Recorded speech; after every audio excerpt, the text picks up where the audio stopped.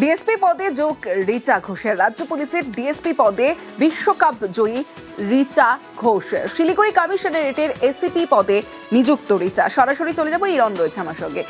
ইরন, রিচাকে চাকরি দেওয়ার ঘোষণা তো আগেই করা হয়েছিল, মুখ্যমন্ত্রী মমতা বন্দ্যোপাধ্যায় ঘোষণা করেছিলেন, তাকে নিয়োগপত্র দেওয়া হয়েছিল। আজ তিনি সরকারিভাবে আজকে নিয়োগের পর আজকে তিনি গেলেন।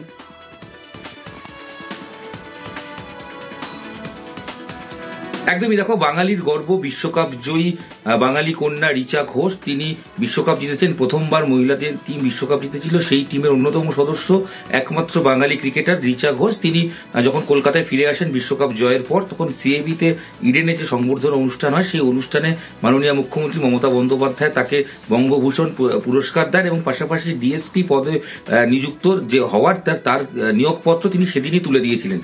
তার এক মাসের মধ্যে, তারও কম সময়ের মধ্যে সময় বের করে আজকেই তিনি ডিএসপির পদে নিযুক্ত হলেন এবং রাজ্যের ডিজি রাজীব কুমার তার সঙ্গে তিনি যান এবং তার সামনেই তিনি নতুন যে দায়িত্ব, সেই দায়িত্বভার গ্রহণ করেন এবং পুলিশের পোশাকে বা ডিএসপির পোশাকে আজকে কিন্তু আমরা রিচাকে দেখতে পাচ্ছি এবং রিচা ইতিমধ্যে তাকে পোস্টিং দেওয়া হয়েছে শিলিগুড়িতে এসিপি পদমর্যাদায় তাকে পোস্টিং দেওয়া হয়েছে, যেটা ডিএসপি পদমর্যাদা মূলক পদ এবং সেই ডিএসপি র্যাঙ্কে চাকরি হওয়ার পর রিচা প্রাথমিকভাবে অবশ্যই উচ্ছ্বাস প্রকাশ করেছেন এবং এখন দেখা রিচা কবে গিয়ে দায়িত্ব সামলান। যদিও সামনে অনেক ক্রিকেট রয়েছে দেশের হয়ে, আগামী দিনে খুব তাড়াতাড়ি খেলতে নামবে।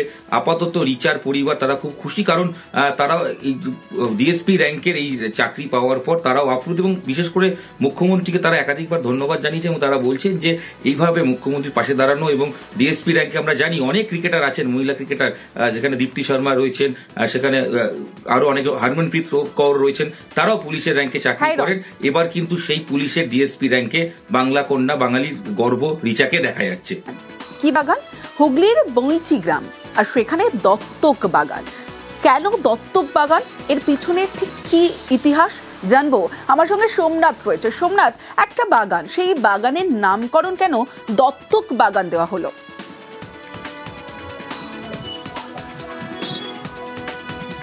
দেখো, প্রিয়জন যারা স্বর্গীয় প্রিয়জন রয়েছে তাদের উদ্দেশ্যেই বাগান।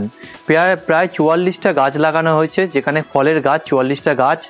এবং আমাদের দেশ কেন তারাই এই গাছের দেখভাল করছে। এই ক্যানেলের পাশে যে ডিবিসি ক্যানেলের পাশে যে 8 কাঠা জায়গা রয়েছে সরকারি জায়গা, সেই জায়গার মধ্যে এই গাছ লাগানো হচ্ছে এবং এই যেমন পরিবেশ রক্ষার জন্য এই গাছ লাগানো হচ্ছে, তেমনও সরকারের কাছে তারা আবেদন করছে ভবিষ্যতে যেন এই গাছ যাতে না কাটা হয়। এতে যারা কারোর যদি প্রিয়জনকে মনে পড়ে, তারা এই গাছের নিচের ছায়ার তলায় তারা এসে বাস করতে পারে এবং থাকতে পারে, থেকে তাদের কথা মনে করতে পারে। এবং এই উদ্যোগে সব এলাকার বাসিন্দা থেকে বাইরে সবাই সাধুবাদ জানিয়েছে। অবশ্যই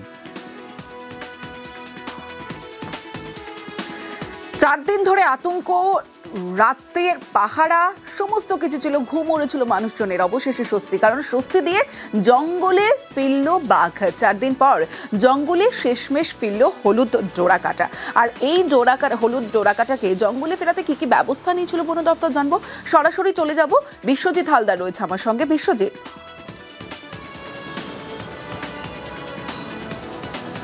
হ্যাঁ, দেখো, বাঘকে জঙ্গলে ফেরাতে একেবারে বন দপ্তরকে কিন্তু একেবারে 4 দিন ধরে হিমশিম খেতে হয়েছে। শেষমেশ বন দপ্তরের যারা আধিকারিকরা তারা যেটা জানাচ্ছেন যে পাশে যে ধনচির জঙ্গল রয়েছে, সেই জঙ্গলে কিন্তু বাঘটি আপাতত ফিরে গিয়েছে, এমনটাই কিন্তু তারা জানাচ্ছেন। যদিও গ্রামবাসীদের মধ্যে কিন্তু এখনও একটা আতঙ্ক রয়েছে এবং তারা যেটা মনে করছেন হয়তো বাঘটি আবারও ফিরে আসতে পারে তাদের এই যে উপেন্দ্রনগর এবং যে এলাকাগুলি রয়েছে, যে ঠাকুরাই নদী যে এলাকাগুলি রয়েছে, সেগুলোতে আবারও ফিরে আসতে পারে এবং চাপা আতঙ্ক একটা রয়েছে। যদিও বন দপ্তরের তরফ থেকে আজকের পর্যন্ত পুরো এলাকা কিন্তু জাল দিয়ে ঘিরে রাখা হয়েছে এবং নতুন করে যে ধনচির জঙ্গলে যেখানেই বাঘটি চলে গেছে বলে যেটা মনে করা হচ্ছে, সেখানে কিন্তু একটি খাঁচাও আজকে পাতা হবে, সেখানেও নেট দিয়ে কিন্তু ঘিরে রাখার কাজ চালানো হচ্ছে। বিশ্বজিৎ, বোঝা যাচ্ছে। ধন্যবাদ। ফের ট্রেন চালকের তৎপরতায় হাতির দলের প্রাণ রক্ষা। শিলিগুড়ি আলিপুরদুয়ার ইন্টারসিটি এক্সপ্রেসের ঘটনা, যে ছবি আপনাদের দেখাচ্ছি, বন দপ্তরের দেওয়া যে ভিডিও, সেই ভিডিও আপনারা দেখছেন। সরাসরি চলে যাব, আমার সঙ্গে রাজকুমার রয়েছে। রাজকুমার, ঠিক কোন জায়গায় এই ঘটনা ঘটেছিল?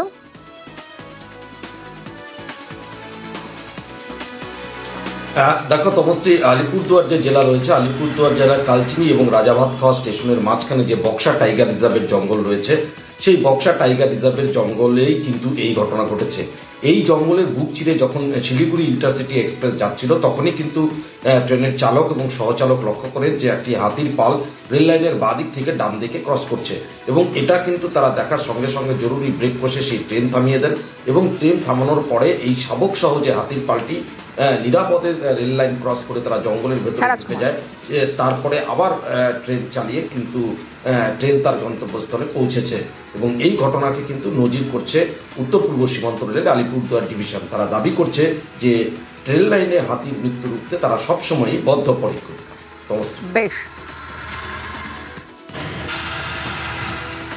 অমিত ঘোষ প্রতিদিন লটারি কাটতেন, ভাবতেন একদিন না একদিন তিনি জিতবেন, কিন্তু তিনি জিতলেন। জেতার পর সোজা থানায়, লটারি জিতে থানায় ভাগ্য পরীক্ষা করতে টিকিট কেনেন অমিত ঘোষ এবং 1 কোটি টাকা পান। তারপরেই থানায় গেলেন, কিন্তু কেন? সরাসরি চলে যাব, আমার সঙ্গে আমার প্রতিনিধি রয়েছে, কথা বলবো অনিরুদ্ধ কীর্তনিয়ার সঙ্গে। অনিরুদ্ধ, লটারি জিতলেন 1 কোটি টাকা, কিন্তু সোজা চলে গেলেন থানায়, কেন?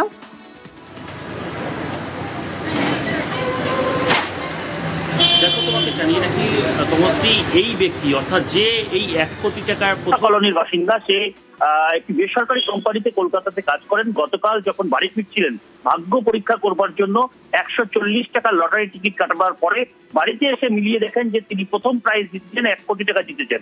তারপরেই তিনি আতঙ্কিত হয়ে পড়েন বলা যেতে পারে। তার মামাকে জানিয়ে সোজাসুজি বাগদা থানায় এসে আশ্রয় নেয়, কারণ নিরাপত্তার জন্য।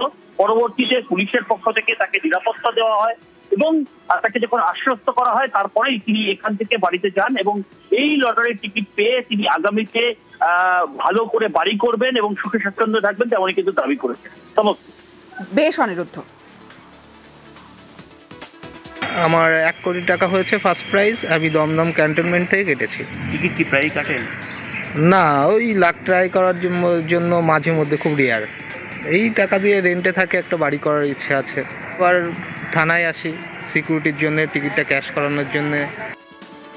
সদ্য জাতকে কবরের চেষ্টা মায়ের। জলপাইগুড়ির ক্রান্তি ব্লকের নৃশংস ঘটনা, গ্রেপ্তার করা হয়েছে শিশুটির বাবাই সেই জায়গা যেখানে সদ্য জাতকে পুঁততে দেখেন স্থানীয়রা। সরাসরি চলে যাব, আমার সঙ্গে প্রতিনিধি রকি চৌধুরী রয়েছে, কথা বলবো রকির সঙ্গে। রকি, কবরের চেষ্টা করেছেন মা, অন্যদিকে গ্রেফতার করা হয়েছে তার বাবাকে, ঠিক কি হয়েছিল, কেন এই ঘটনা ঘটাতে গিয়েছিলেন এই দম্পতি, এবং স্থানীয়রা কি বলছেন গোটা বিষয় নিয়ে, কি আপডেট?